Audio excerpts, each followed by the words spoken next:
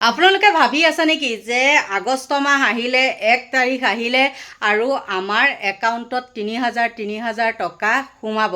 যদি ভাবিছে একেবাৰে ভুল ভাবিছে। সেই ৩,০০০ টকাটো ইলেকশ্যনৰ আগত আছিলে আৰু ইলেকশ্যনৰ পিছত এতিয়া ভোট দিলে, ৰিজাল্ট দিলে, চৰকাৰ গঠন হ'ল, তাৰপিছত এতিয়া চেঞ্জ হৈ গ'ল। মানে 1 আগষ্টৰ পৰা এতিয়া যেনেকৈ ৩ আগষ্ট হৈছে, বৰ্তমানলৈকে ৩ আগষ্ট হৈছে, তাৰপিছত হয়তো আকৌ কি হ'ব পাৰে, মানে বেকডেট হৈ গৈ থাকিব পাৰে। আৰু ৩,০০০ যে ক'লে, এতিয়া বহু লোকে কোৱা শুনো যে ৩,০০০কৈ নিদিয়ে, সেই ১২৫০কৈ দিব। কাৰণ কোটি কোটি টকা কি হৈছে, টেটুগুৰিলৈকে ধাৰ হৈছে। কিমান কোটি কোটি টকা সেইবিলাক সকলোৱে গম পায়। কিন্তু সেই ১২৫০ বাৰু ৩,০০০ ধৰিছোঁ, এতিয়া মানে 25 কেজি চাউল কিনিবলৈ হ'লেও ১৮00-১৯00 টকা লাগে। বস্তুৰ দাম যিমান, মানুহে যিমান মানে কৈ আছে যে ৩,০০০ টকাটো বহুত হয়, কিছুমান মানুহৰ কাৰণে সেই ১২০০ টকা ৩,০০০ টকা বহুত মূল্যৱান। সিমানেই ক'লোঁ, সেইটো একেবাৰে নটচাইট কৰিলে নহ'ব। কিন্তু তথাপিও মুখ্যমন্ত্ৰীয়ে যিবিলাক কাম কৰিছে, চাওক আপোনালোকে নিজে ভাবি চাওক, 1 তাৰিখৰ পৰা গৈ পেলাই 3 তাৰিখ পাইছেগৈ দেই। কিন্তু কালি পৰহি যিকেইটা লাইভ দিছে সেইকেইটাত কিন্তু ৩,০০০ শব্দটো কোৱা নাই। আৰু কিছুমানত কৈছে যদি সেইটো নাজানো, কিন্তু এইবাৰ হৈছে নৰূপনো নহ'ব কিয়? কাৰণ নতুন চৰকাৰ নহয়, মানে এইটো দ্বিতীয়টো কাৰ্যকাল। আৰু এইবাৰ নৰূপত আনিছে বুলি কৈছে। মানে নৰূপ বুলি কোৱাৰ লগে লগে তাৰ আগতেওতো শুনিছে আমুক দিব লাগিব, তামুক দিব লাগিব, ৰেণু কৰিব, মানে ঢেৰ এইবিলাক লেটি পেটি।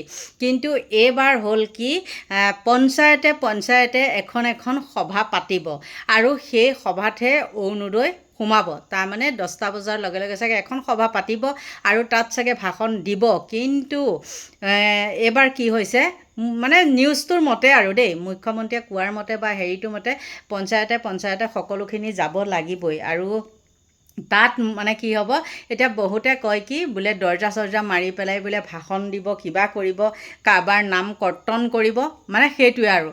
সেইবিলাক কৰিলেও একেবাৰে বেয়া হ'ব নহয় জানো? তেওঁলোকে নিজে যেতিয়া ইলেকশ্যনৰ আগত দিছে যেনেকৈ, আৰু তেনেকৈয়ে দি থাকক। আৰু যদি তাৰ মাজতে কাৰোবাৰ ঘৰত চাকৰি বাকৰি হৈছে, উন্নত হৈছে, তেতিয়াহ'লে বেলেগ কথা নহয়নে?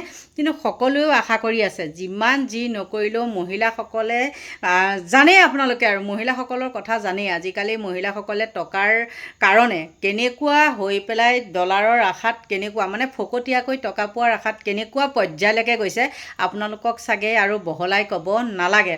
তেনে ক্ষেত্ৰত সেইখিনি কথা বাৰু ক'বলৈ নাযাওঁ। আৰু এইবাৰ দেখোন একেবাৰে গীৰ গাই চৰ্দাৰ, মানে জয়ন্ত মল্লৱ বৰুৱা, তেওঁতো বনমন্ত্ৰী হ'ল নহয় জানো? বনমন্ত্ৰী হোৱাৰ পিছতো এইবিলাকেও কিবাকিবি ঢেৰ, মানে বিত্তমন্ত্ৰী, কিবা মন্ত্ৰী, ঢেৰ কেইবাটাও ভাগ হিমন্ত বিশ্ব শৰ্মাই দি থৈছে। আৰু তেওঁ একদম কৈ আছে কিন্তু দেই, তেওঁ কৈ আছে যে নৰূপত সজাই পৰাই তোলা হৈছে। মোৰ কথাখিনি কোৱা এই মুহূৰ্তত লৰালৰি হৈছে কাৰণে মই কোৱা নাই। আৰু তেনেকৈ একদম তেওঁ কৈ আছে।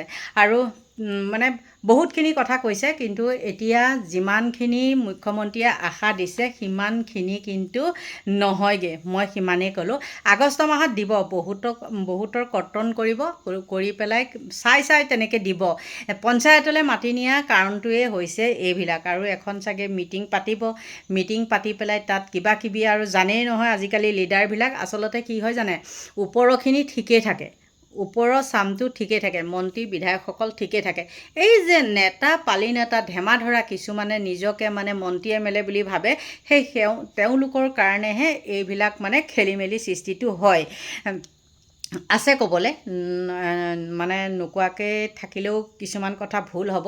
আৰু বহুত তেনেকুৱা কিছুমানক যে দায়িত্ব দিয়ে, কিবা এইবিলাক বুজি নাপাওঁ মই। আৰু সেইবিলাক থাকে, সেইবিলাকে কি কৰে, মানুহক বহুত দাবী ধমকি দি এনেকুৱা বেমাৰী মানুহকো কিছুমান কি কৰে, মিটিঙে মানে মাতিলে যেতিয়াই নাযায় তেহেঁতে আকৌ ফোনতে ধমকি দিয়ে। মই শুনিছোঁ, মোৰ তাতে মানে কি হয়, এগৰাকী মানুহ থাকে, আপোনালোকে চাগে দেখিছে, কঁঠাল চঠাল যে পাৰি দিয়ে, সেই মানুহগৰাকীকে মানুহজনী অসুস্থ বেমাৰ হৈ আছে বা ঘৰতো বহুতখিনি প্ৰব্লেম, তেনেস্থলতো যি দম দি মাতিছে।